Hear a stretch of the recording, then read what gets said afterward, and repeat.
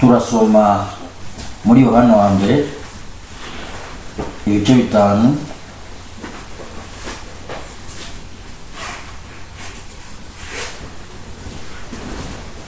umurongo wa 20 kugera kwa 21. Ndasoma mu izina ry'Umwami wacu Yesu Kristo.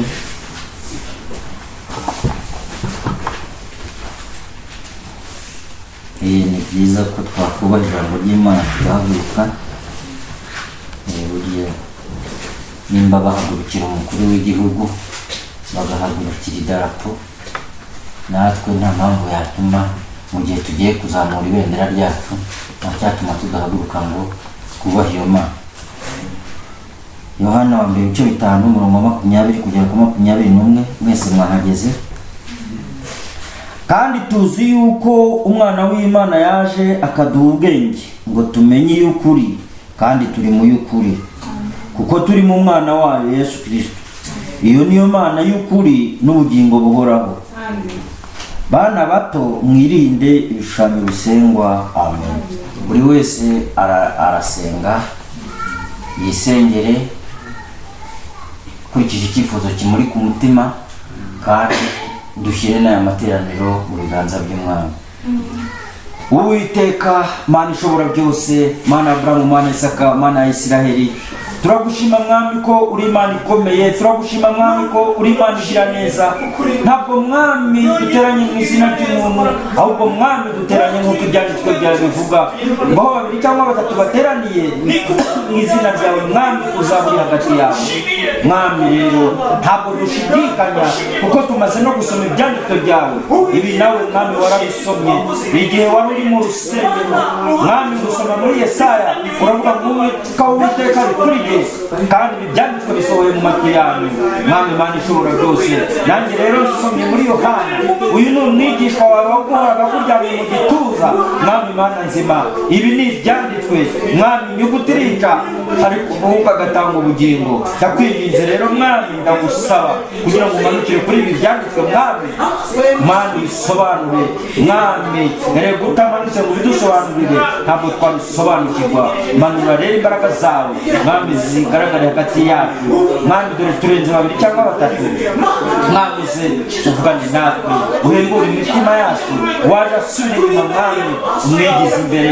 Waje Mwami afite ibibazo bitandukanye Mwami umusubize.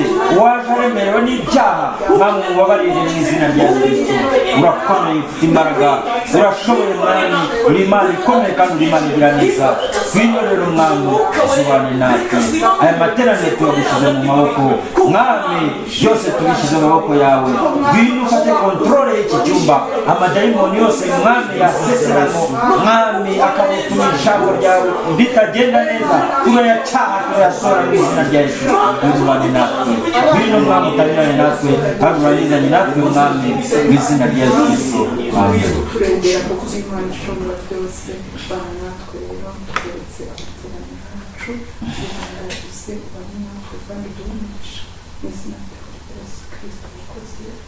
Amen.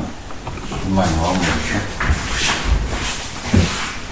Umutwe w'ijambo nshaka ko tuganiraho uravuga ngo mwirinde ibishushanyo bisengwa. Aha ni ku murongo wa 21. Uvuze ngo mwirinde ibishushanyo bisengwa. Kansubiremo nasomye kuri kansubiremo. Kandi tuzi yuko umwana w'Imana yaje akaduha ubwenge ngo tumenye iy'ukuri, kandi turi mu y'ukuri kuko turi mu mwana wayo Yesu Kristo. Iyo niyo Mana y'ukuri n'ubugingo buhoraho. Amen. Bana bato mwirinde ibishushanyo bisengwa. Uyu ni wa mwigishwa wahoraga aryamye mu gituza cy'Umwami. Ni nawe wapfuye nyuma y'abandi atishwe akazira urw'ikirago, kubera ko Umwami yari yarahanuye ibye aravuga ati mpfiki niba uyu nguyu nzaza akiriho. Yashakaga kuvuga ko Yohana atazapfa urupfu rw'abamaritiri, ahubwo ko azarinda ajya mu kirwa cy'Ipatimo akumva ijwi ry'Umwami, akamusanga akamuha igitabo cy'ibyahishura. Niwe wazize urw'ikirago mu ntumwa zose, abandi bose barabisha. Imana ishimwe kandi himbazwe. dusomye hano rero mfashe umutwe kuvuga ngo mwirinde ibishushanyo bisengwa. Aleluya. Amen. Iyo abantu bavuze ibishushanyo ushobora kumva bya bindi byo muri Kiliziya Gatolika cyangwa se n'ahandi, cyangwa biriya by'ababudisite cyangwa se by'andi madini, ariko habaho uburyo bwinshi bwo gusenga ibishushanyo. Aleluya. Amen. Muri iki gihe ntabwo uburyo bwo gusenga ibintu bifatika bukigezweho, ahubwo Satani yahinduye strategy, abantu basigaye basenga ibishushanyo mu buryo batazi kandi batabishaka. Aleluya. Ubwo nibwo bumaze abantu, ubwo nibwo bisha abantu, kandi ubwo nibwo nshaka gufokasingaho. Imana ashimwe kandi himbazwe. Abana b'Isirayeli, aleluya, donc muri kamere y'umuntu habamo ikintu cy'inyota yo gusenga. Aleluya. Habamo ikintu cyo gushaka lo superieur cyangwa se ikintu kiri hejuru ye. Aleluya. Muri kamere muntu habamo ikintu yajya imbere akumva yuko kiri mu musubize ibibazo bye byose. Uko nguko niko duteye. Abana b'Isirayeli, aleluya, bava mu Egiputa, bagiyeyo deja bazi Imana y'ukuri. Bamaze kuvayo, bamaze kugera mu butayu, Imana yabonekeye Mose iramubwira ati nduwo ndiwe. Aleluya. Mu gice cya 3 mu Kuva aravuga ati nduwo ndiwe. Abayisirayeli nibambaza ngo mbabwire ko Imana yacu yitwa nde, Jendo bitu ndiwo yabantumye. Aleluya. Nduwo ndiwe bivuga ngo celui qui existe lui-même. Aleluya. Nta wamuwanjije, nta n'uzamuheruka, nta muntu ugomba kumushushanya, nta n'umwe. Ntabwo ashushanywa n'igiti, ntashushanywa n'ibuye, ntashushanywa n'ikintu icyo ari cyo cyose. C'est celui qui existe lui-même. Ni ndiho. Aleluya. Mbere na mbere yari ariho. Aleluya. Abamubanjirije nta n'uzamuheruka. Niyo mpamvu umuntu wese ushatse gushushanya Imana akayishushanya n'ikintu icyo ari cyo cyose, aleluya, kubera ko icyo kintu kiba gifite itangiriro kandi gifite iherezo, automatikoma gihita cyitwa ikigirwamana. Aleluya. Imana yo yitwa ndiho, celui qui existe lui-même. Aleluya. Ntabwo wayikora, ntabwo wayifaburika, ntabwo wakwibaza aho yaturutse, ntabwo wakwibaza iherezo. Nuko nguko biteye. Imana yacu ishimwe kandi himbazwe. Ariko kubera ko Imana yacu ari Imana yihisha kandi ikishurira mu biciye bugufi, igihe cyose Imana yacu iravuga ngo abanshakana umwete bazambura. Aleluya. Ariko iyi Imana tutayishatse turayibura. Abayisirayeli bageze mu butayu, mu Kuva 32 umurongo wa mbere n'uwa 6 n'uwa 8 n'uwa 18, Bibiliya iri kuvuga babonye Mose atinze. Aleluya. Bataka Aroni baramubwira ngo wawe wundi Mose wadukuye mu Egiputa ntabwo tuzi ko yabaye, turemere indi Mana yo kutujya imbere itujyane i Kanani. Uko niko umuntu ateye. Babitewe n'iki? Rotari ya Mose cyangwa se gutinda kwe byatumye bava ku Mana y'ukuri. Ya Mana yabwiye ngo ndiho barayibagirwa, bajya kwiremera ikigirwamana. Mes frères, mes sœurs, nimugire ngo ibintu by'Imana n'ibiteze. Aleluya. Abangaba bakoze ikigirwamana mu kimasa muri zahabu. Aleluya. Bari barabonye imbaraga z'Imana, babonye ibitangaza Mose yakoreye imbere ya Farawo, imbere ya Shanesi na Yambure. Babonye ibyago 10 Uwiteka akubise igihugu cya Egiputa. Babonye kupfa kw'abana b'imfura bo mu gihugu bose. Babonye inkoni ya Mose imira inkoni z'abakonikoni. Babonye inyanja isadukamo kabiri. Babonye inkingi y'umuriro yabagendaga imbere n'ijoro n'inkingi y'igicu yababagaho. Babonye na cya gitare cyabakurikiraga cyabahaye amazi. Ariko ibyo byose barabyibagirwa, barangije biremera inyana, biramera ikimasa. Aleluya. Imana idufashe kandi tugirire neza. Ntugire ngo twebwe muri iyi generasiyo yacu ntabwo turusha abaya kuba barabonye ibitangaza bikorwa. Umuntu igihe abamo kwibagirwa. Aleluya. N'uyu munsi munsi abantu barasenga ibigirwamana kandi batabishaka batanabizi. Haleluya. Imana yashimwe kandi imbazwa. Ibishushanyo bisengwa hashobora kubamo ikintu, hashobora kubamo umuntu, hashobora kubamo ahantu. Haleluya. Ushobora gufata ahantu ukahagira igishushanyo gisengwa, ushobora gufata umuntu ukamugira igishushanyo gisengwa, ushobora gufata ikintu ukakigira ikintu gisengwa. Haleluya. Imana yashimwe kandi imbazwa. Ntabwo Imana ishaka mwene ibyo ngibyo. Imana ishaka umwanya wa mbere. Setandiyeshanu. Haleluya. Ni Imana ifuha, ni Imana iraka, ni Imana idashaka ko bayibangikanya n'ikintu icyo ari cyo cyose. Haleluya. Setandiye kive. Haleluya. La première place. Ni Imana ishaka umwanya wa mbere, ni Imana ishaka kokipa umwanya wa mbere mu mibereho yacu. Haleluya. Niyo mpamvu uramutse ukunze umuntu uwo ari we wese ukamurutisha Imana, uba wasenze ibigirwamana.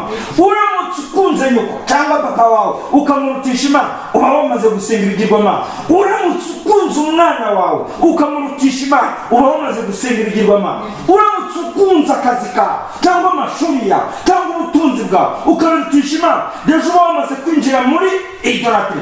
Haleluya. Imana kidufashe kandi tugirire neza. Haleluya. Uramutse ukunze, haleluya, ibiryo ukabirutisha Imana, uba wamaze gusenga ibigirwamana. Imana yacu ni Imana ishaka umwanya wawe. Setandiyeshanu. Haleluya. Imana yashimwe kandi imbaza. Ntabwo ikunda umuntu wayibangikanya n'ikintu icyo ari cyo cyose. Nimwitegereze abantu basenga ibigirwamana muri iyi minsi batabizi kandi batabishaka. Haleluya. Ukajya kumva ngo hari ahantu ngo Imana ngo ijye imanukira ku musozi. Sefo. Haleluya. Ijambo ry'Imana riravuga ngo aho babiri cyangwa batatu bateraniye mu izina ryanjye bari hagati yabo. Haleluya. Akongera akavuga ngo wereye none ntabwo abantu bazansengera kuri uyu musozi cyangwa i Yerusalemu, ahubwo bazansengera mu kuri no mu mwuka. C'est dans la vérité et dans l'esprit. Haleluya. Imana yashimwe kandi imbaza. Ariko ugasanga abantu bari kuvuga ngo kanyarira ngo Imana yahamanukira mu Kisabona, ngo Imana yahamanukira ngo Irude, ngo Imana yahamanukira ngo Namugongo, ngo Imana yahamanukira. Ugasanga abantu bagiyeyo. Haleluya. Bagiye kuramya ibigirwamana. Haleluya. Batabizi kandi batabishaka. Imana yashimwe kandi imbaza. Kubera ko mu muntu iteka habamo gushaka ikintu cyo gusenga, habamo gushaka gusenga, habamo gushaka ibintu bigaragara. Haleluya. Bano Bayisiraheli bashakaga Imana igaragara iri faburike. Haleluya. Ariko twebwe dusenga Imana mu kuri no mu mwuka. Haleluya. Nous avons sa parole. Dufite ijambo ryayo. Haleluya. Iyo dufite ijambo ry'Imana, c'est fini. Haleluya. Nukuvuga irazi kamanukira kuri izi nyuguti, umwuka kinjira agatanga ubugingo. Amen. Haleluya. Amina. Imana yashimwe kandi imbaza. Mwirinde ibishushanyo bisengwa. Haleluya. Ugasanga abantu basinze ubwiza bw'insengero. Haleluya. Abantu bagatangira basenga ari abakene, bamara kuzuza urusengero rwiza bagatangira kuryama. Pourquoi? Bafashe urusengero barugira ikigirwamana. Haleluya. Bagatangira kubona ubutunzi, bamara kubona ubutunzi, amafaranga amaze kugwira yinjira muri kese, barangiza bagatangira gushwana. Icyo ni ikigirwamana cyinjiye cy'amafaranga. Haleluya. Abantu ugasanga bakunze ibigaragara aho kugira ngo bakunde ibitagaragara. Haleluya. Muri iyi minsi turimo iragoye. Haleluya. Mumbabarire ndi gukoresha amagambo akomeye, ariko nta kundi bimeze. Tugomba kuvugisha ukuri kuko Yesu agiye kuza kandi tugakiza imitima y'abantu. Haleluya. Ibigirwamana ni byinshi cyane. Amen. Ubu ngubu umubwirizabutumwa arajya imbere y'abantu bagatangira kwibaza afite iyihe diplome muri théologie. C'est faux. Haleluya. Dieu n'a jamais été dans ça. Ntabwo Imana yigeze iba muri izo ntekerezo z'abantu. Haleluya. Imana ijya guhamagara abantu, yabanje guhamagara abarozi. Haleluya. Yabasanze ku kiya. Haleluya. Ntabwo bari bazi gusoma no kwandika. Ariko rero iki gihe muri iyi minsi umubwirizabutumwa ahagarara imbere bagatangira kwibaza amashuri y'isi. Ese ni dogiteri muri théologie? Ese ni apotre? Ese ni bishop? Ese ni ibiki? Ibyo byose soso des idoles. aleluya. Imana yacishimwe kandi imbazo. Ntabwo Imana ikorera muri ibyo ngibyo, aleluya. Abantu bakize imbere ibigaragara, amen. Umuntu uri mu mwuka w'Imana bati ntabwo agomba kubwiriza kubera yuko atize. Ntabwo ari byo, uko ni ukunyurana na Bibiliya. Imana yacishimwe kandi imbazo, ariko nta kundi iteka mu muntu haba harimo gushaka ikigaragara kugira ngo akikubite imbere, amen. Ariko Imana yo c'est un Dieu qui se cache et qui se révèle dans la secrète. Ni Imana yisha kandi ikishurira mu biciye bugufi, amen. Imana yacishimwe kandi imbazo, amen. Amos ibice bitanu. Amos ibice bitanu.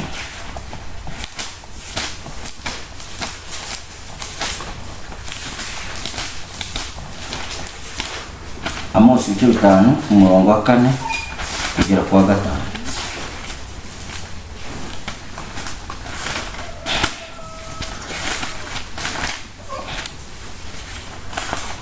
Amos ibice bitanu umurongo wa 4 kugeza ku wa 6. Nasoma, kuko Uwiteka abwira inzu ya Isirayeli ati nimunshake mubone kubaho, ariko mwe gushaka i Beteli. Aleluya. Donc Uwiteka avuze ngo munshake mubone kubaho, ariko arababwira ati ne cherchez pas à Beteli, nimushake i Beteli. Beteli yari mu majyaruguru ya Isirayeli, aleluya. Avuga ati nimushake i Beteli ni Berisheba, kuko i Gilugali hazajyanwa ari imbohe, ni Beteli hazaba imisaka. Ahubwo mushake Uwiteka kandi nibwo muzabaho, kugira ngo adatungura inzu ya Yosefu ameze nk'umuriro ugongora i Beteli hataboneka uwo kuze. Aleluya. Donc Imana ishaka ko tuyishaka yose. Impamvu hano Amos hano akavuga ati ne cherchez pas Beteli, hari ku ngoma y'umwami Jeroboamu. Aleluya. Ku ngoma y'umwami Yeroboamu akimara kwima ingoma, yimye ingoma mu majyaruguru ya Isirayeli, ariko hepfo ya Isirayeli hari tribu de Juda, hari umuryango wa Yuda, ariko mu majyaruguru bari baragiye kubigirwamana. Hari agapariti gatoya kasigaye katarajya kubigirwamana. Jeroboamu akimara kwima ingoma yahise akuraho gusenga kose, akuraho gutamba ibitambo, arangije yubaka ibitambo kimwe gishinga i Dani, ikindi gishinga i Beteli. Aleluya. Imana yacishimwe kandi imbazo.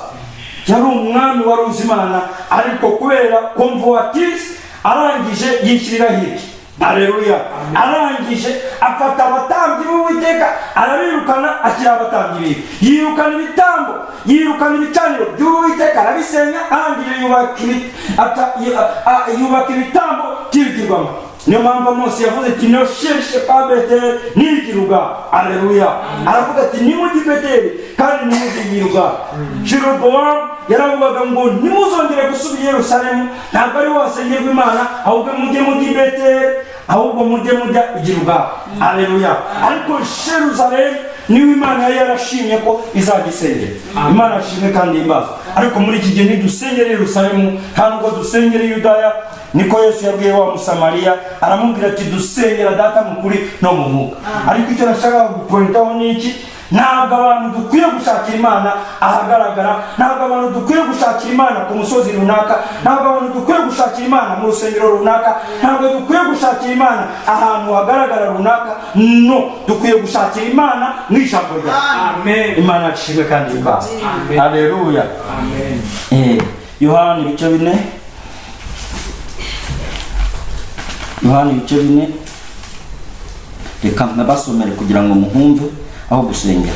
Yohana ibice 4 umurongo wa 23 no 24.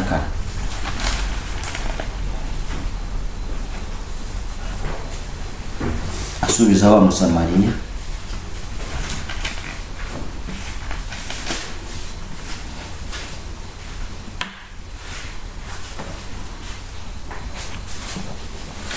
ariko igihe kiraje ndetse kirasohoye ubwo abasenga by'ukuri basengera Data mu mwuka no mu kuri, kuko Data ashaka ko bene aba ari bo bamusenge.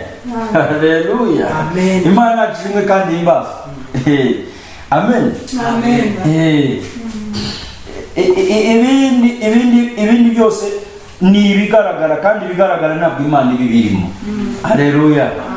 Abantu bari muri competition, umwe akavuga ati nge nzubaka urusengero rwa miliyoni 500, umwe ati nzubaka urwa miliyoni kugira ngo uriya muceho, undi ati nzubaka urwa miliyari 2. Nibyo ngibyo abantu bibereye mu bigaragara, bibereye muri competition. Imana ishimwe kandi ihimbaza. Haleluya. Amen. Naho gusengera ni mukuri no mu mwuka. Abacamanza umve Gideyoni. Abacamanza ibice 8 murongo 22.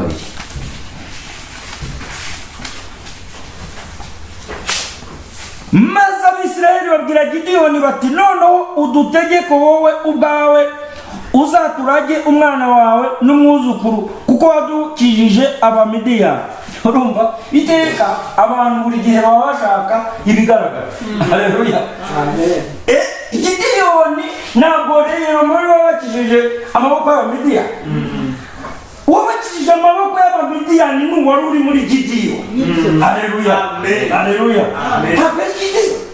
Niyo mpamvu noneho ngo yabasubiza. Gideyoni arabasubiza ati sinemeye kubategeka, n'umuhungu wanjye ntabwo azabategeka, ahubwo Uwiteka niwe uzabategeka. Amen. Haleluya. Amen. Abantu buri gihe baba bashaka ro superieur, baba bashaka autorité hejuru ya, ariko ntabwo ari byo. Haleluya. Gideyoni kubera ko yari umwana w'Imana kandi ari umukozi w'ukuri, aravuga ati no, nge ntabwo nshobora kubategeka, ahubwo Uwiteka azaba ari ubategeka, n'abana banjye ntabwo bagomba kubategeka. Amen. Haleluya. Imana ishimwe kandi ihimbaza. Gideyoni aravuga, ariko muri iki gihe abantu bishakira ababategeka. Komeza dusome. Maze arababwira ati hariho icyo mbasaba, umuntu wese muri mwe amimeta zo ku matwi n'iminyako mwazanye. Abamidiyani bambaraga impeta z'ijuru ku matwi yabo kuko bari Abishumayeli. Baramusubiza bati turaziguhera ineza, kuko nuko basasa umwenda bazirunda.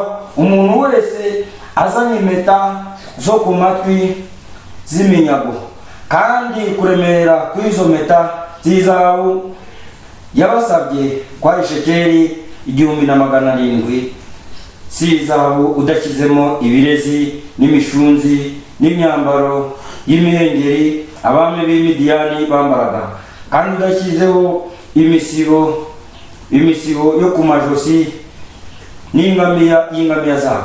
Maze Gideyoni abikoresha umwambaro witwa efodi, awushyira mu mudugudu we witwa Ofura. Nuko Abisirayeli bose bakajya baza kuwuramya bakawurarikira, ubera Gideyoni umutego n'abo mu nzu ye. Haleluya. 28. Hanyuma Abamidiyani bacogozwa n'Abisirayeli ntibongera kubyutsa umutwe. Mu gihe cya Gideyoni igihugu gihabwa ihumure kimara imyaka 40. Haleluya. Gideyoni yahakanye ko atazabategeka n'umuhungu, aravuga ati Uwiteka ari uzabategeka. Haleluya. Gideyoni aravuga ati reka nkore ikimenyetso cy'intsinzi kubera yuko nanesheje Abamidiyani. Haleluya. Arangira aravuga ati munzanire ibyo mwanyaze byose, munzanire mu mazabu. Akora efodi wari umwambaro w'abatambyi, awutereka muri Ofura aho yari atuye. Abayisirayeli bawubonye barawurarikira. Frere, abantu turaruhije. Amen. Abantu turaruhije, ni ukuvuga ikiremwa muntu kiragowe, buri gihe kiba gishaka ibigaragara.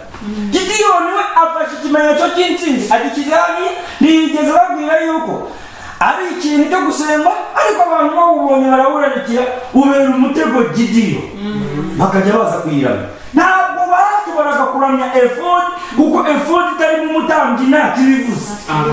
Amen. Ni nk'urusengero rutarimo Imana, rutarimo umwuka wera, nta kintu ruvuze. Urwo ngurwo waruvamo. Haleluya. Imana ishimwe kandi ihimbaza. Barangije bakajya baza kuramya efodi, kandi Gideyoni we yarayishyize aho ngaho nk'ikimenyetso cy'intsinzi. Imana idufashe kandi tugire neza. Ndagenda mbereka ko ikigirwamana gishobora kuba ikintu, cyangwa se kikaba ahantu, cyangwa se kikaba umuntu. Gideyoni we yanze kuba ikigirwamana. Haleluya. Aravuga ati uwiteka azabategeke, ntabwo nshobora kubategeka n'umwana wanjye ntakabategeka. Imana ishimwe kandi himbazwe. Haleluya. Ariko abakozi b'Imana b'iki gihe bo bashaka ko abantu babasenga. Abakozi b'Imana b'iki gihe bashaka ko abantu babaramya. Abakozi b'Imana b'iki gihe bashaka ko abantu babumvira muri byose. Ntabwo tugomba kumvira abantu, tugomba kumvira ijambo ry'Imana. Amen. Imana ishimwe kandi himbazwe. Ugasanga umuntu afashe titire y'Imana, ugasanga umuntu afashe icyubahiro cy'Imana, ugasanga umuntu ageze aho bamuterera ivi, ari umuntu w'inyama n'amaraso. Ibyo ni iki? Ni ugusenga ibishushanyo, ni ugusenga ibigirwamana. Ugasanga umuntu ageze aho bamusoma, ntabwo ari byo. Haleluya. Imana tudufashe kandi tugirire neza. Mwirinde ibishushanyo bisenga. Igishushanyo gisengwa gishobora kuba umuntu, igishushanyo gisengwa gishobora kuba ikintu, igishushanyo gisengwa gishobora kuba ahantu. Imana ishimwe kandi himbazwe. Mose ntabwo yigeze yemera ko Abisirayeli bamuramya. Haleluya. Nta mwana w'Imana n'umwe wigeze yemera ko bamuramya cyangwa bamusenga. N'abamarayika barabyanze. Haleluya. Marayika yaje kureba Daniyeli aramubwira ati ntupfukamire kuko ndi marayika, ndi umugaragu mugenzi wawe, natumwe mvuye ku Uwiteka, ntundamye. N'abamarayika ntabwo twemerewe kuba twaba. Imana ishimwe kandi himbazwe. Ariko umuntu ugasanga washaka ko bamusenga, ugashaka umuntu ugasanga yafashe umwanya w'Imana, ugasanga umuntu turahaza kuhagera. Imana idufashe kandi tuyirere neza. Matayo 23 tuhinje. Matayo 23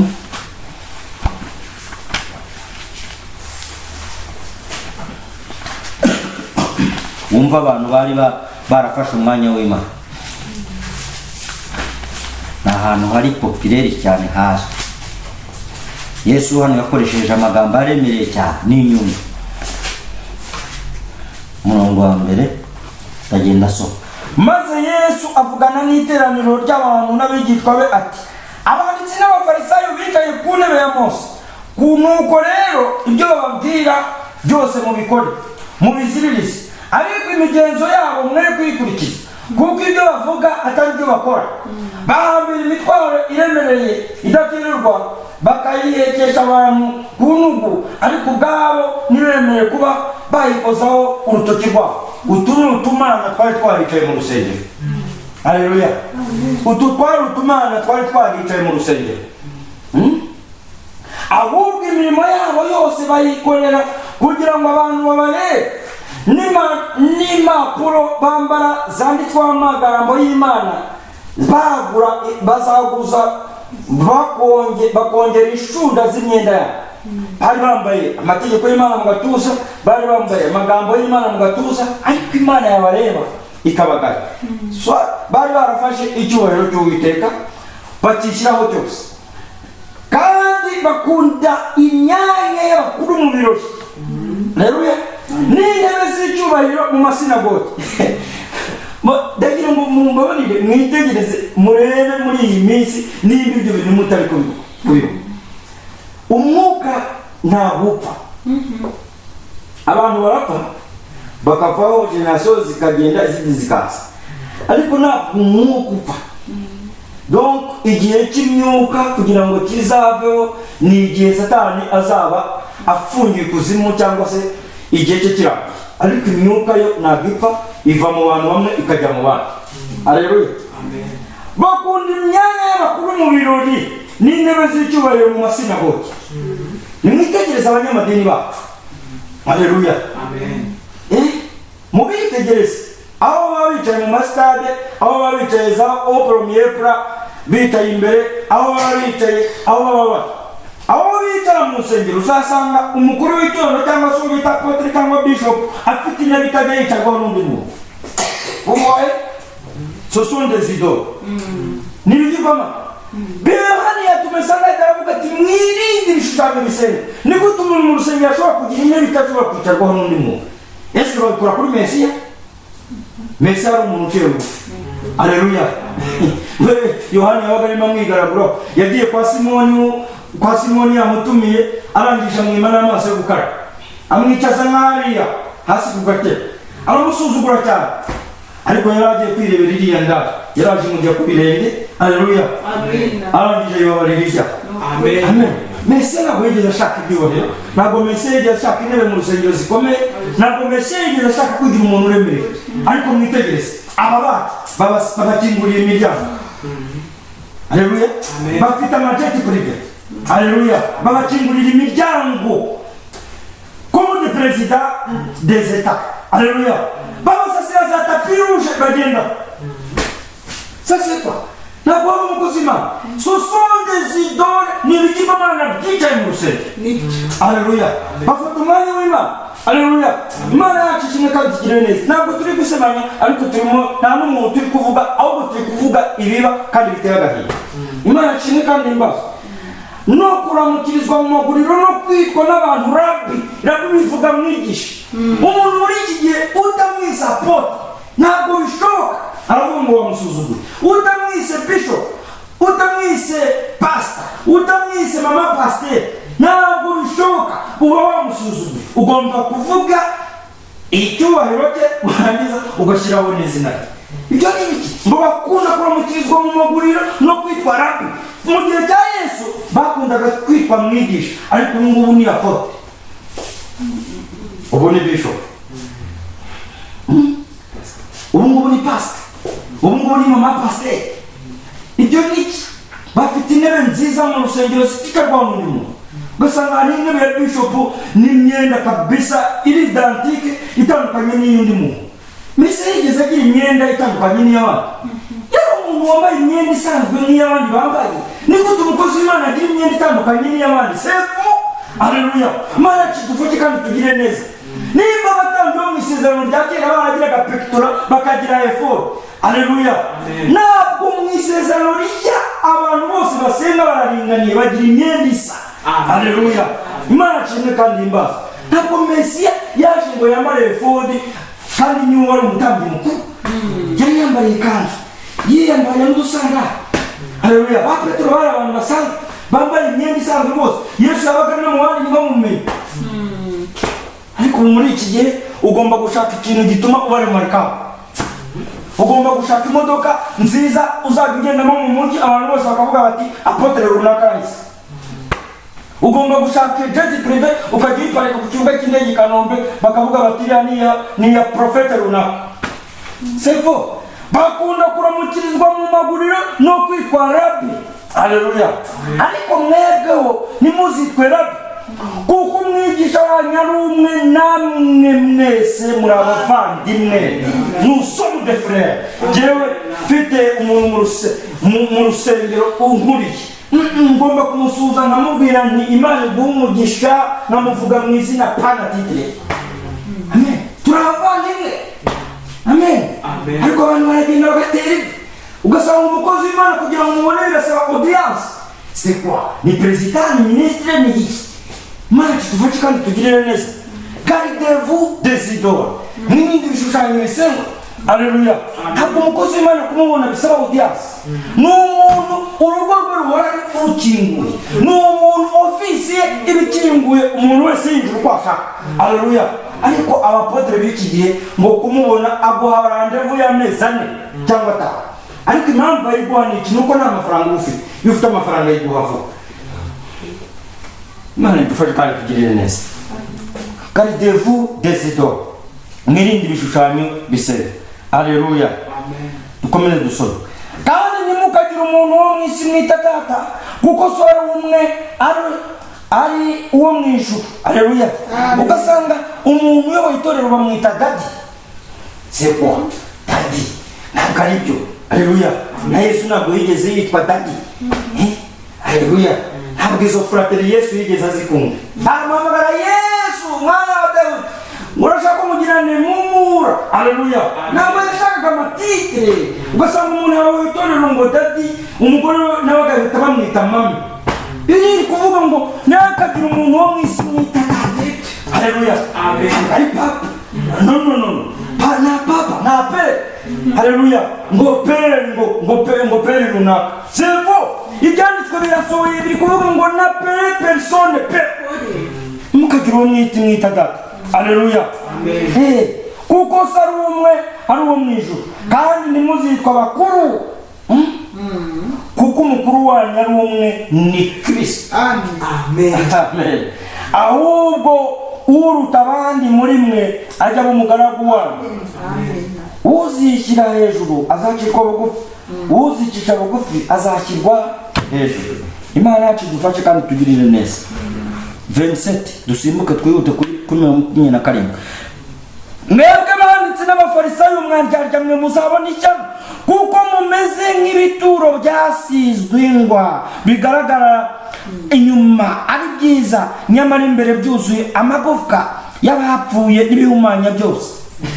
Ayo magambo uyafashe ukajya nko kuri stade ukayavuga, ukayasomera abakozi b'Imana bateranye cyangwa se abantu ahita bagufata bakavuga bati wasaze. Ariko Mesi yakoresheje langaje ikaka. Yarabubahutse, yari umwana kuri bo. Ariko arangije arababwira ati mumeze nk'ibitambaro bitwikirije imva by'umweru kandi imbere ari umunuko. Haleluya. Niko muri namwe inyuma mugaragara abantu muri abakiranutsi, ariko mu mutima mwuzuye uburyarya n'ubugome. Haleluya. Babaga bambaye amakanzu, bafite ubwanwa bateretse bugera iriya, amategeko ya Mose bayambaye mu gatuza, ari abantu bazi iby'Imana kabisa, babivuga badategwa. Ariko Mesiya abakishije mu ijisho aravuga ati mukunda intebe z'ibyubahiro, ikindi mukunda kwitwara bi. Aravuga ati imbere mwuzuye ubwambuzi n'uburyarya no kutirinda, mumeze nk'imva muranuka. Haleluya. Abacisha mu ijisho arabadekriva, arabavuga neza. Haleluya. Wumve mwebwe banditsi n'abafarisayo 29 mwandyarya mwe muzabona ishyano, kuko mwubaka ibituro by'abahanuzi mukarimbisha inzibutso z'abakiranutsi, mukavuga muti yaba twariho mu gihe cyabo cyaba sogokuruza ntituba twarafatanyije nabo kuvusha amaraso y'abahanuzi. Uko niko mwihamya yuko muri abana b'abisha abahanuzi. Ngaho nimwuzuze urugero rwa basokuruza ba. Haleluya. Imana yacu dufashe kandi tugirire neza. Bo baravuga ngo iyo tuza kuba turiho ngo mu gihe cy'abahanuzi ngo ntabwo twari kubica, kandi deje umuhanuzi mukuru barimo bamwanga, barimo bamutera amabuye. Haleluya. Hari abantu muri iki gihe nabo bavuga ngo yewe ngo iyo yabona nk'urupfu Yesu yapfuye arebye nka filime, ngo ariko abantu barabagumye, ngo iyo nza kuba ndiho mu gihe cya Yesu rwose ngo ntabwo nari kujya muri abantu bavuze ngo nabambe ngo niyitwe. No, abantu n'ubu barimo barabamba Yesu batabizi kandi batabishaka. Haleluya. Iyo baza kuba bahari abakora ibyaha uyu munsi kandi bitwa ngo barasenga, bagasambana bakajya mu nsengero, bakiba bakajya mu nsengero, bakabeshya bakajya mu nsengero, bagakora ibizira byose, iyo baza kuba bariho mu gihe cye nabo bari kuvuga ngo nabambwe, amaraso azatuyeho n'abandi. Amen. Imana yacu dufashe kandi tugirire neza. Ushobora kubamba Yesu deuxième fois utabizi. Haleluya. Iyo ukoze ibyaha kandi waramaze kumenya ukuri ugasubira mu byaha, ubambye Yesu gaka. Imana ishimwe kandi yimbazwe. Abantu benshi muri iki gihe barabamba umwana. Abantu benshi muri iki gihe barakora ibyaha bakajya gusenya. Abantu benshi barakora ibyaha bakayobora amateraniro bakabwiriza, bagafata imyanya mu rusengero, bakajya imbere y'ubwoko bw'Imana bakababwiriza, kandi bavuye gusambana. Basambanye n'abakristo babo, abapasiteri basambana n'abakristo babo, bakayobora za korali basambana n'abo bayobora. Ni ibintu biteye isoni. Gardez-vous des idoles. Haleluya. Mwirinde ibishushanyo bisenga, kandi ugasanga abantu baragumye inyuma yabo. Imana yacu ishimwe kandi imbazwe. Timoteyo 2 kumva iminsi turimo. Timoteyo 2:3 umurongo wa mbere kugera ku wa 5.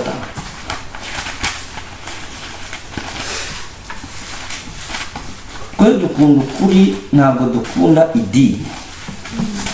Timoteyo 2:3 umurongo wa 5, umurongo wa mbere kugera ku wa 5. Umenye yuko mu minsi y'imperuka hazaza ibihe birushya, kuko abantu bazaba bikunda. Haleluya. Amen.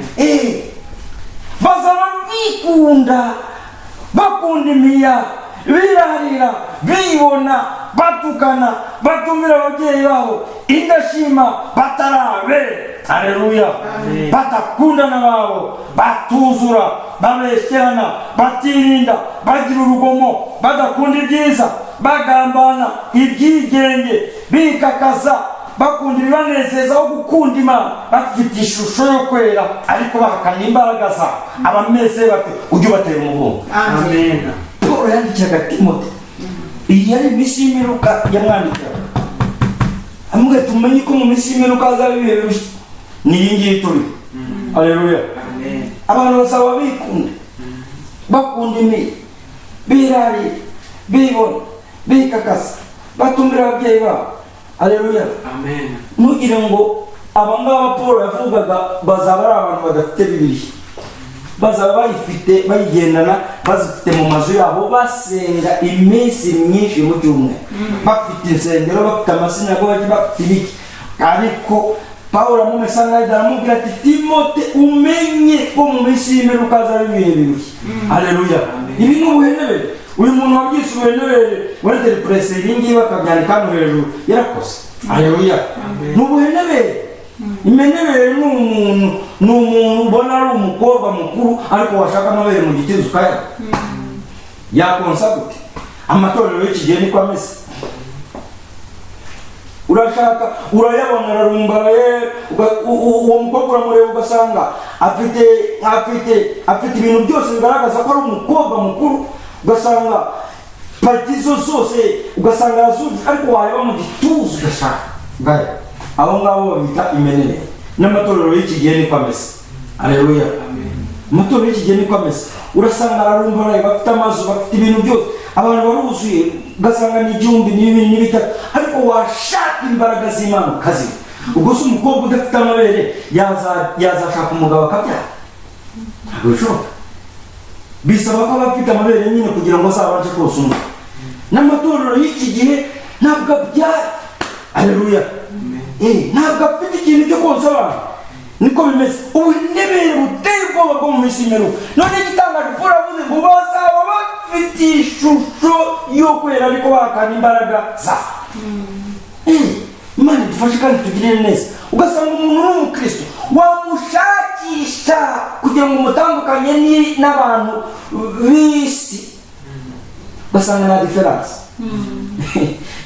Muri ubu minsi turimo kunegoye ugasanga nta diferanse. Nimba ari umukobwa witwa ngo arasenga ntabwo ushobora kumutandukanya n'abandi bakobwa b'isi. Agapantaro arakambaye yambaye kakora umubiri wose urawubona, ugasanga mbese n'uw'isi afite Bibiliya kandi ajya gusenga wa gatandatu no ku cyumweru cyangwa no mu bigisi. Haleluya. Bazaba bafite ishusho yo kwera ariko bakana imbaraga za uwo Yesu batuye ababatuye byo ababatuwe by'ukuri. Umukristo ni umuntu utandukanye n'abandi bantu. Son caractère, imico ye, imigendere ye, imivugire ye, ababa aho yiga aho atemberera aho akora agomba kuba ari umuntu uri diferent n'abandi. Mana kishimwe kandi imbaza abantu bagomba kureba bakakumenya. Haleluya. Bagomba kumenya ko ufite itandukaniro n'abandi. Haleluya. Mu mivugire yawe ntabwo ukiri umuntu ugomba kuvuga ibigambo byose ubonye. Mu myambarire yawe ugomba kuba uri wambara nk'umukristo. Haleluya. Abakristo bagomba kuba ari abantu Bibiliya iravuga ngo c'est un peuple à part. Ni ubwoko butura ukwabo. Haleluya. N'abantu batoranyijwe.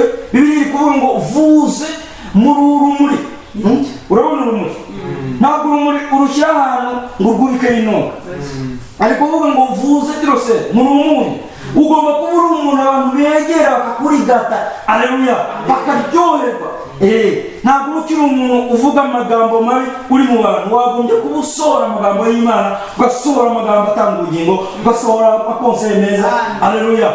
Muri umunyu abantu bakakurigata bakumva uraryoshye. Biri kuvuga ngo muri umudugudu wubatswe hejuru cyane. Haleluya. Ahirengeye. Ugomba kuba uri mu bandi banyeshuri hariya mwiga muri Kristo bakavuga bati uriya ni umukristo kabisa. Niba atari uko bimeze waba wawukije nawe nzira ijya mu ijuru. bagomba kukumenya bakavuga bati runaka runaka haleluya arakijijwe kabisa. Ntabwo ari nk'abasore babo, ntabwo ari nk'abasore bandi. Haleluya, uzarebe ameze gutya ameze gutya ameze gutya, bazaba bafite ishusho yo kwera ariko bahakana imbaraga zabo. Haleluya, mugomba kuba de vrais ambassadeurs de Christ. Haleluya, ambasaderi yari mu gihugu runaka abahagarariye igihugu yaturutsemo. Haleluya, natwe turi mu isi tuba turi ambasaderi ba Kristo. Amen. Tugomba gusa nawe, tugomba kuvuga nkawe, tugomba kugenda nkawe, tugomba gukora nkawe. Haleluya, amina. Jambo ry'Imana ni ukuri. Yesu Kristo karara ejo n'umunsi nahayuka. Abantu bibaha Imana ntabwo bisaba ko baba benshi, ariko bagomba kuba bake ariko bakaboneka. Amen. Amen. Imana ntabwo ishaka ubwinshi bw'abantu, ahubwo irashaka obéissance totale. Haleluya. Gardez-vous des idoles. Mwirinde ibishushanyo bisengwa. Haleluya. Pawulo yandikira son compagnon d'œuvre aramubwira ati abameze batyo ujye ubatera umugongo. Amen. Amen. Nkunda kuganira n'abakobwa ugasanga bagiye muri aya matorero agajya gusenga yambaye kora, umubona wese ugasanga yambaye mini jipe igera hariya. Ese Mariya yari afite iyo karagiteri? Jamais du tout. Mariya yari agakobwa gato k'imyaka nka 10 yashatse akiri mutoya. Haleluya. Ariko kubahaga Imana kabisa, bakakareba bakavuga bati buri. Amen. Amen. Imana ishimwe kandi imbazwe. Tugomba kuba Kristo, tugomba gukizwa. Mirindi ibishushanyo bisengwa. Abantu barasenga ibishushanyo, umubiri wawe ukaguhindukira ikigirwamana, ukananirwa kubaha ijambo ry'Imana, umubiri wawe ukagutegeka kugeza aho wambara ubusa vizavi abantu bakureba. Umubiri wawe waguhindukira ikigirwamana icyo gihe. Ntabwo ikigirwamana gishobora kuba ikintu, gishobora kuba ahantu, gishobora kuba abantu. Imana ashimwe kandi imbazwe. Yesu yaravuze ngo ukunda ubugingo bwe. Haleluya. Amen. Kundusha ntashobora kumwigishwa wawe. Ijambo ry'Imana n'abantu mwebere databashikira. Ijambo ry'Imana rirakomeye, ni timasi, riragororotse, naguta ku ruhande no hino. Ni ukuvuga Imana iragenda ikikunda ku buryo ikwambura n'umubiri wawe. Tuvoye Imana ku buryo ikwambura no kwikunda, ikavuga ati nukunda ubugingo bwe kundusha ntashobora kumwigishwa wawe. Amen. Amen. Ukunda se cyangwa nyina, ukunda abahungu, ukunda abakobwa be ntashobora kumwigishwa wawe. Imana ashimwe kandi imbazwe. Ibyo byose soso des idoles. Biri yavuze ngo gardez-vous des idoles. Mwirinde ibishushanyo bisenga. Ikintu ahantu aba. Imana dufashe kandi tugirene. Reka twumve igihe turi mu Laodikiya. Byahishwe 3. Apocalypse chapitre 3. Byahishwe 3 umurongo wa 14 kugera ku 23.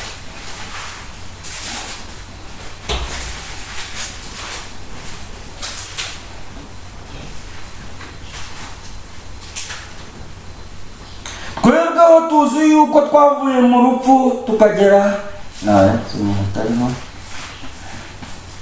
Byahishwe 3 nabisomye muri Yohana 14 kugera ku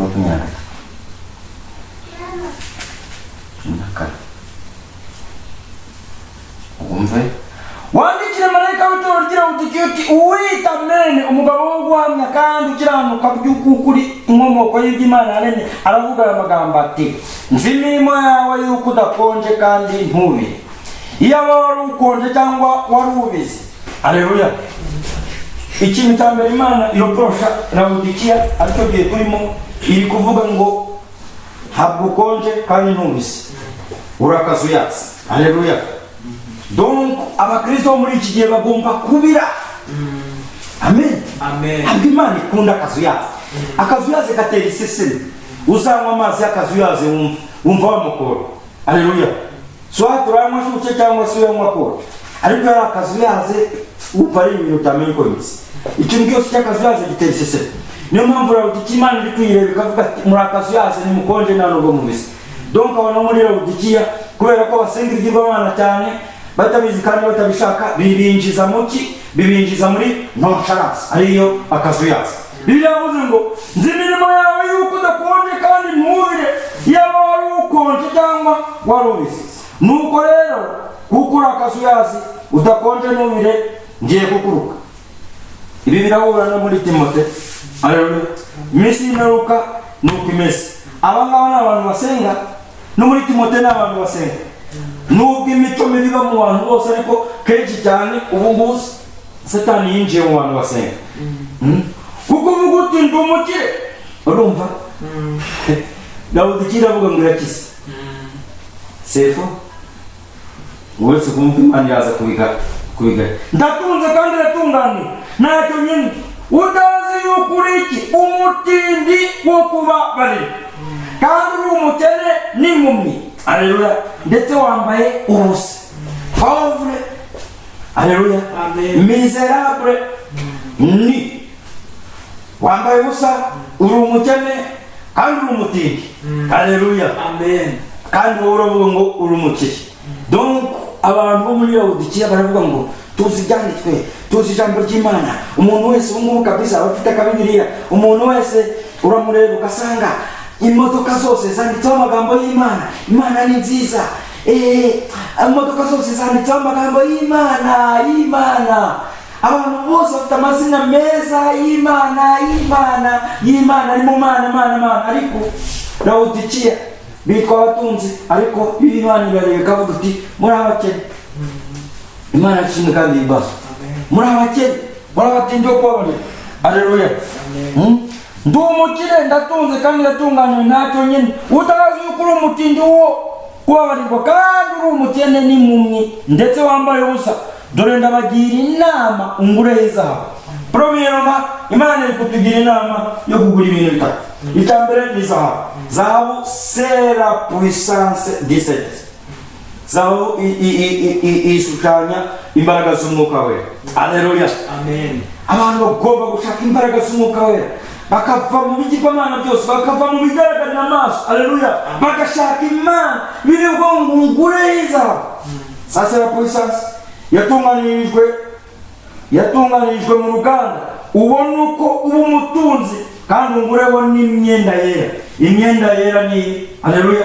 Amen. Ce sont des œuvres. Haleluya. Ni imirimo no gukiranuka. Haleluya. Amen. Iyi Imana amaze kuguha imbaraga ushidukuri kugendera mu ijambo ry'Imana utabizi kandi utabikora. Igiti kwambika ikanzu yera. Haleluya. Ikindi cya gatatu, kugira ngo wambare umurizo z'ubwambure bwawe zitagaragara kandi ungureho umuti wo gusiga ku maso kugira ngo umuti wo gusiga ku maso.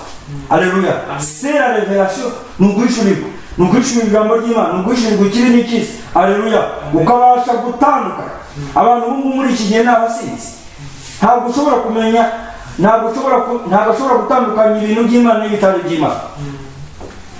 Ariko Laodikiya ibuze ibyo bintu bitatu. Zahabu, ibuze imyambaro, ikabura n'umuti wo gusiga ku maso.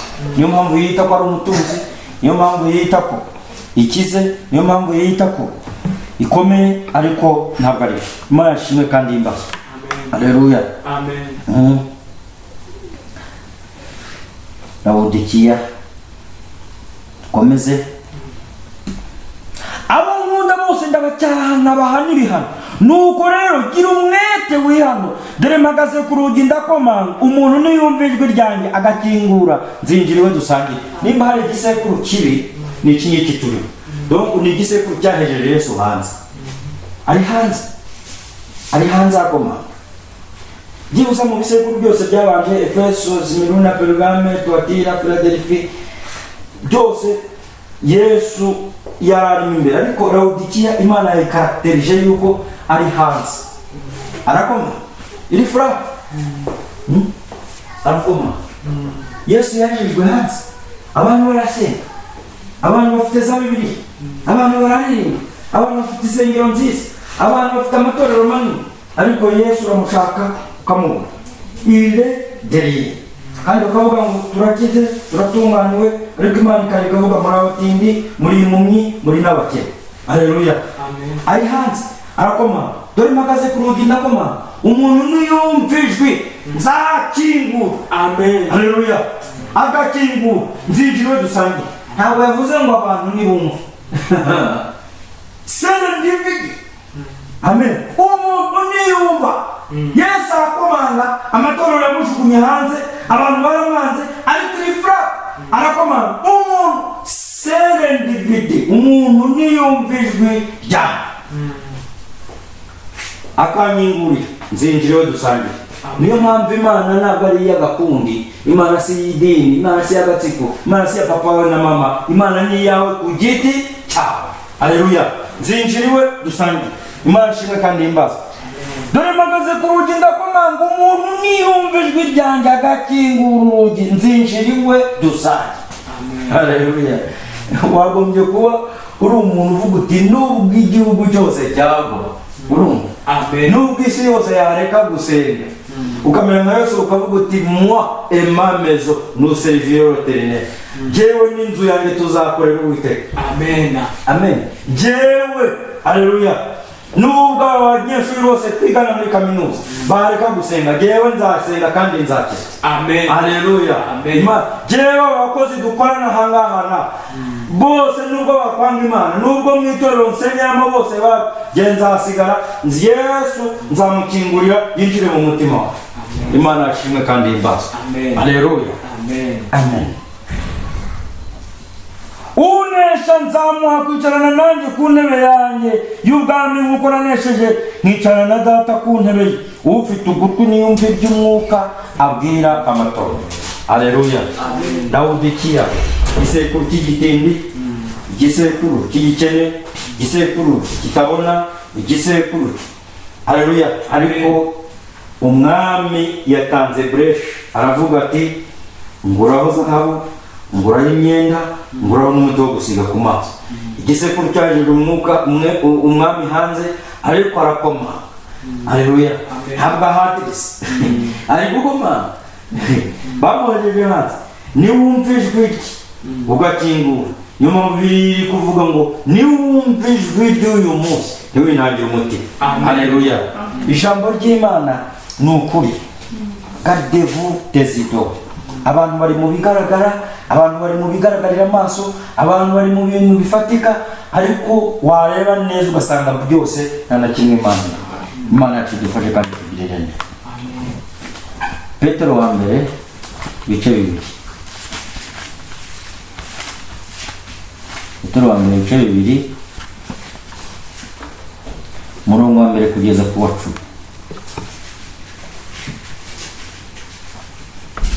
Nuko mwiyambura igomwa ryose n'uburiganya bwose n'uburyarya n'ishyari no gusebanya, mumere nk'impinja zivutse vuba, mwifuza amata y'umwuka adafunguye, kugira ngo abakuze abageze ku gakiza, niba mwarasogongeye mukamenya yuko umwami wacu agira neza.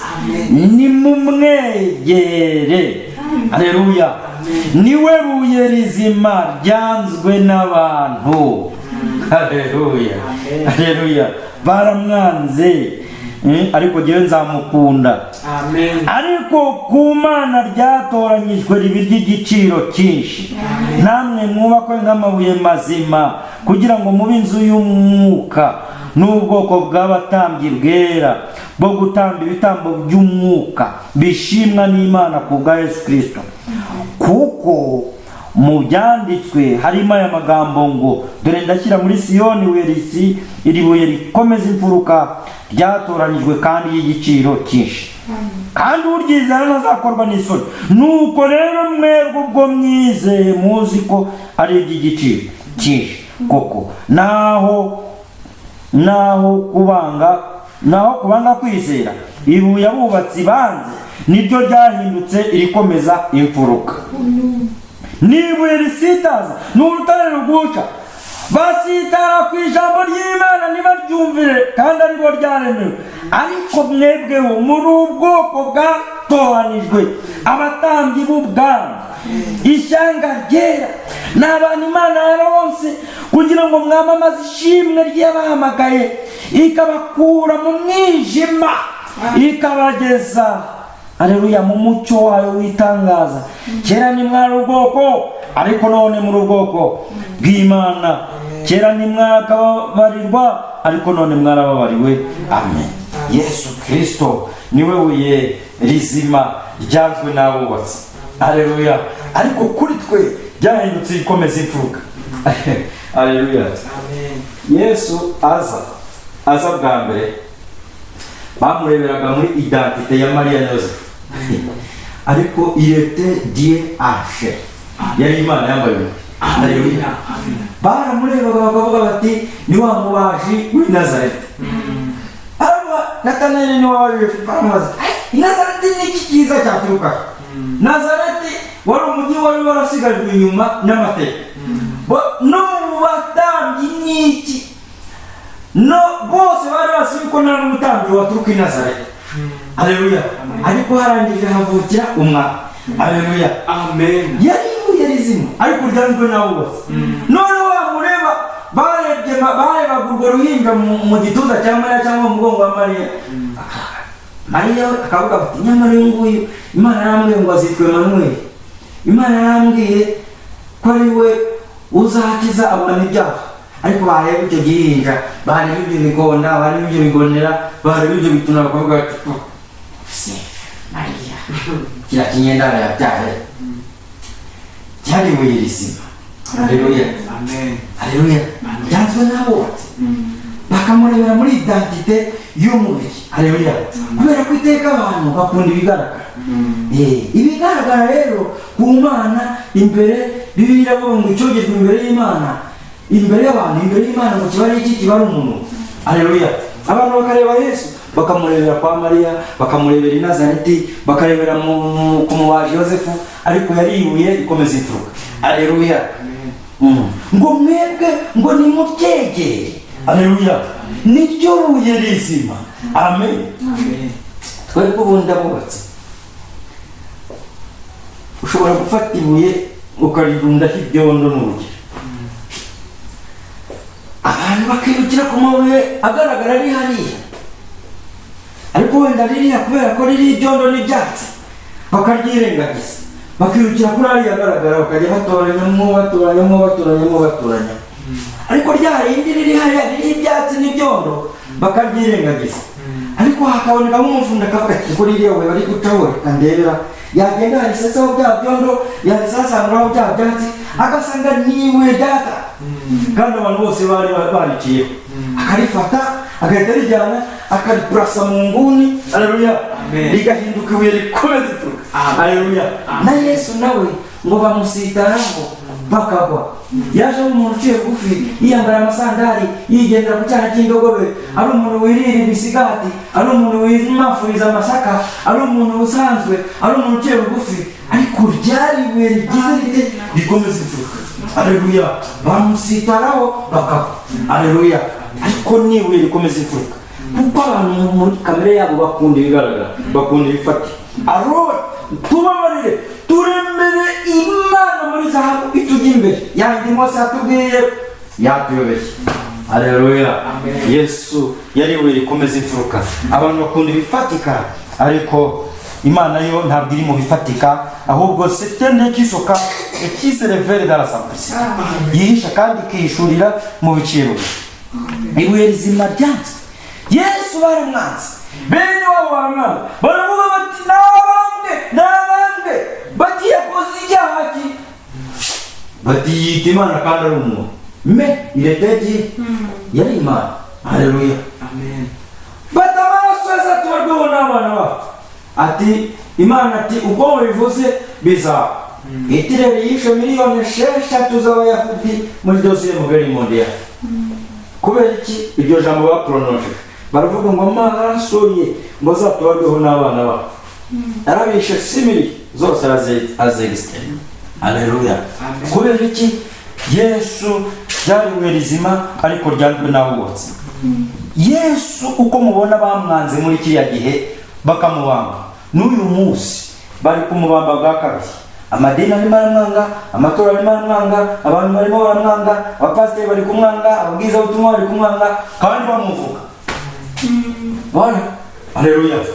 Igituma igituma bamwanga ari iki? Baramwanga, barishakira imigati, barishakira imitsima, barishakira amafi. Haleluya. Amen. Aravuga kubw'imirimo myiza ntitugutera amabuye, ariko kubera ko wita Imana kandi uri umuntu turagutera amabuye. Ariko Yesu yari Imana. Yesu yigeze ahakana ko ari Imana? Nta na rimwe. Yesu yigeze ahakana ko bamusenga? Nta na rimwe. No. Yesu ntiyigeze ahakana ko bamusenga, ntiyigeze ahakana ko ari Imana. Haleluya. Barangije baramwanga. Haleluya. N'uyu munsi bagomba kumwanga. Amen.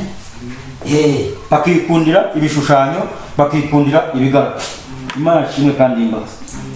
Giye kurangiza, reka dusome mu Efeso 2. Mu Efeso 2 umurongo wa 19.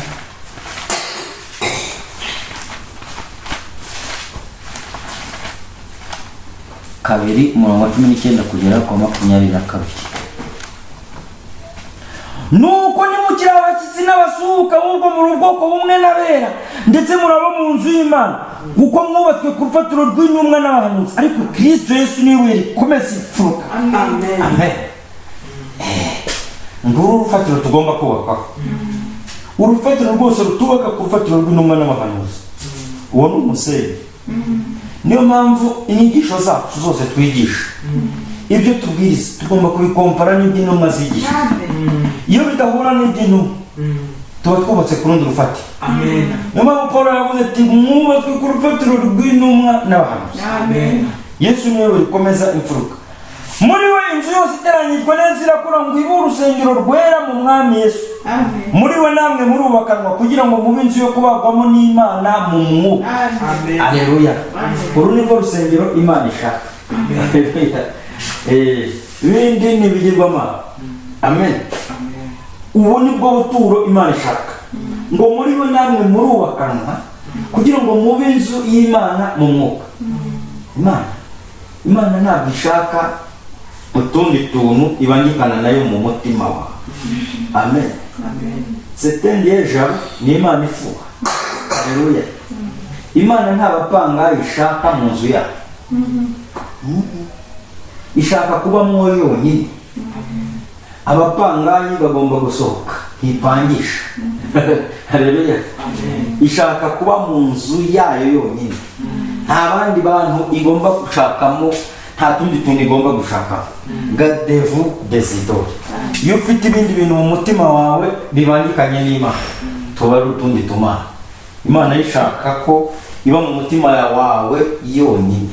Ijambo ry'Imana rikuvuga ngo ukundishe Uwiteka umutima wawe wose, ukundishe Uwiteka ubwenge bwawe bwose, ukundishe Uwiteka imbaraga zawe zose. Haleluya. Aho ngaho kabisa uba umeze neza. Imana ishimwe kandi imbaza. Dusome muri Zaburi turangiza 19. Dusome 19. Zaburi ya 19. Mwirinde ibishushanyo bisengwa. Zaburi ya 19. Umurongo wa 10 kugera ku wa 12.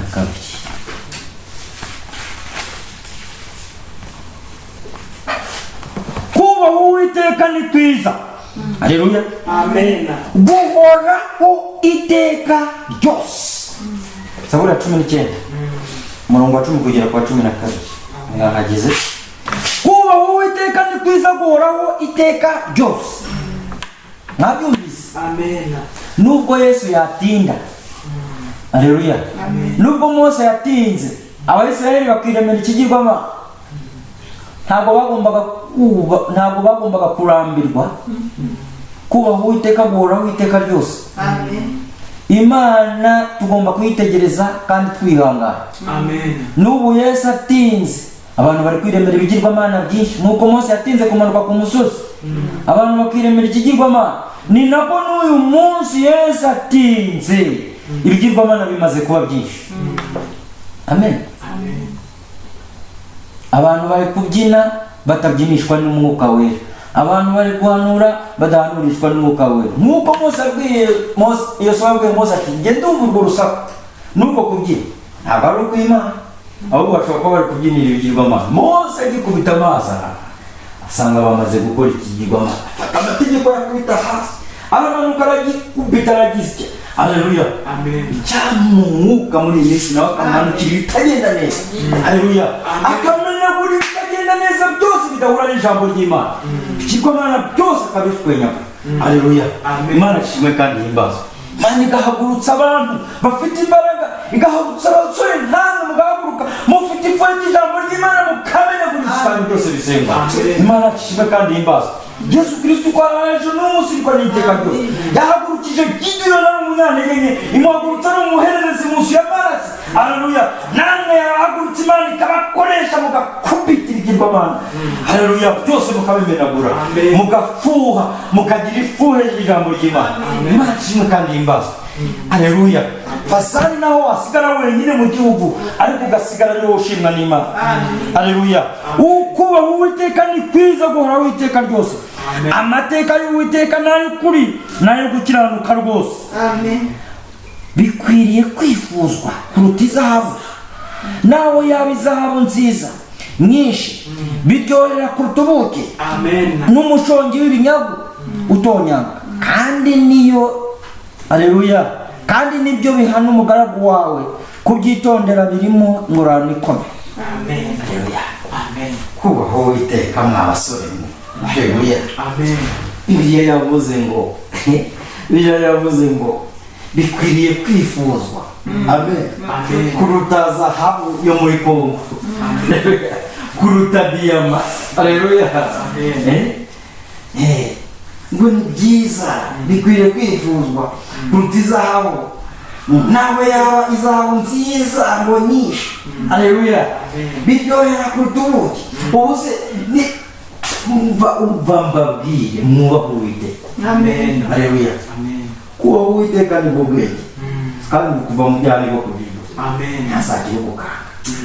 Ubuhanga buri muri Yesu. Ubumenyi buri muri Yesu. Ubwenge buri muri Yesu. Ubutunzi buri muri Yesu. Ubukire buri muri Yesu. Kubaha Uwiteka biruta zahabu. Ese wambwira ngo urashaka kuba umusitari ngo wenda umere nka Cristiano Ronaldo ngo cyangwa ngo nka Lionel Messi cyangwa ngo ube nk'abo basitari baba musiciens. Ubu mu musiciens ugezweho n'ubuhe ni Rick Ross ni Simus. Ntabwo ibyo bifite agaciro kuruta kubaha Imana. Haleluya. Umuntu w'umusitari wa mbere wabaye ni Salomo. Amen. Mwumve ukuntu Imana ukuntu Satani acurika abantu ni Salomo. Biri ngo mu bwiza bwe no mu kurimba ngo ntabwo n'akarabo ko mu gasozi ngo kigeze kanganya kurimba na Salomo. Haleluya. Wakunda abagore se ukamurusha. Salomo yatunze benshi. Haleluya. Ntabwo umusitari ngo ujye Dawidi rero izi puso zizose ni iza Dawidi, rero izi porofeti uyu ni Salomo. Yenda muri Ecclesiastes umubwiriza ni Salomo. Haleluya.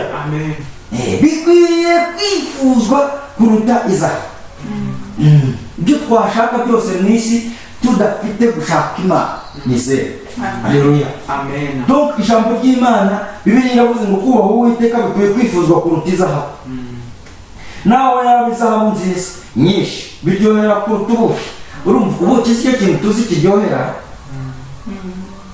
ariko ijambo ry'Imana no kubaha Uwiteka biryoshye ngo kuruta ubuki. Mubimbaza keretse nawe wabihishuriwe nibwo wabyumva. Haleluya. Ariko wabihishuriwe. Haleluya.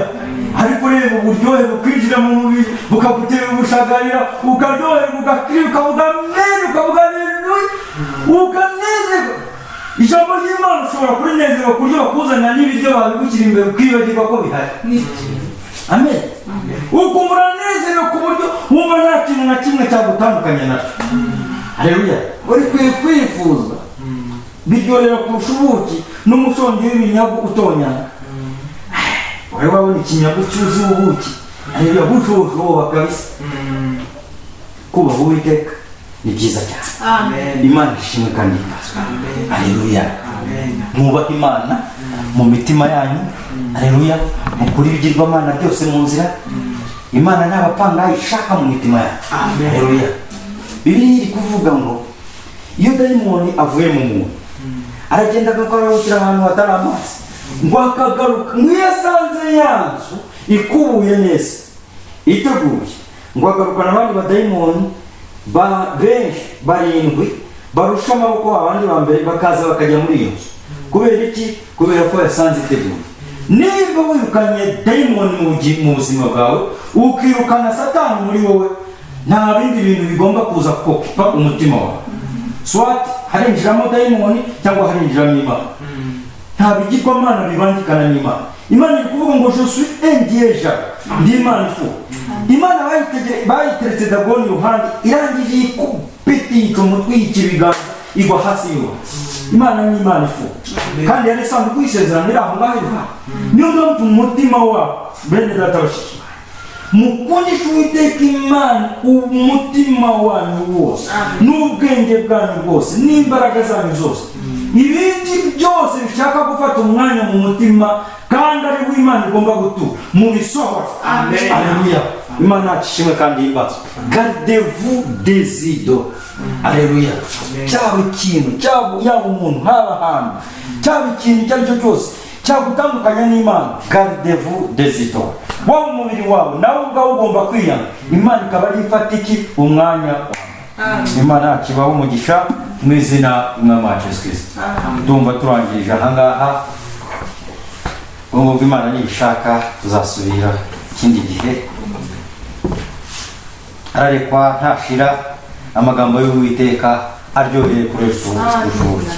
Imana ibahe umugisha mu izina ry'Umwami wacu Yesu Kristo.